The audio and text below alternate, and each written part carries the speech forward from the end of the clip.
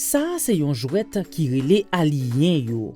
Objectif jouet ça, c'est remplacer li 4 face en bas wa ak yon li 4 face en lè qui déposé dans l'ordre numérique.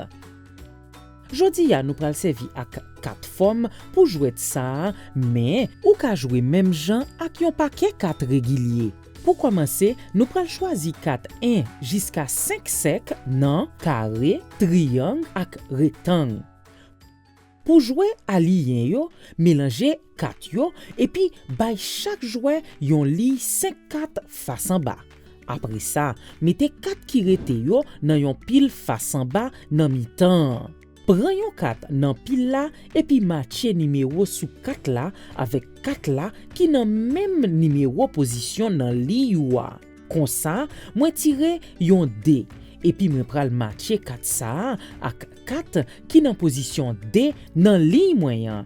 Et puis moi pral remplacer 4 face en bas qui là ak nouveau 4 D moyen. Ensuite, moi pral basculer 4 là, moi fait remplacer ya. Et li c'est yon 5. Comme ça, moi pral matcher 4 5 ça ak 4 qui nan position 5 là.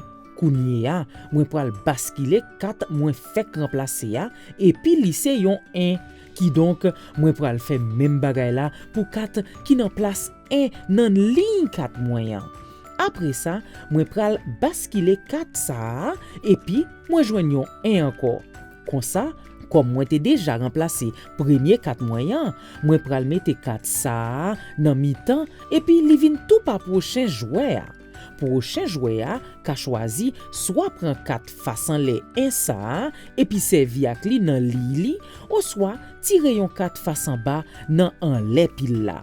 Jouet la fini, les yon jouet remplacer tout 4 nan li a.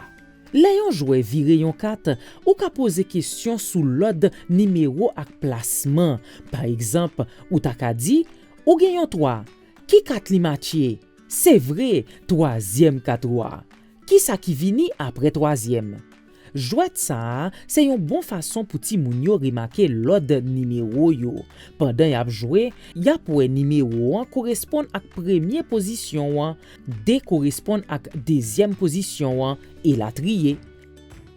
Pour un défi supplémentaire, ou ka utiliser yon série 4 qui pi haut, jouer avec yon li 10-4 au lieu de 5.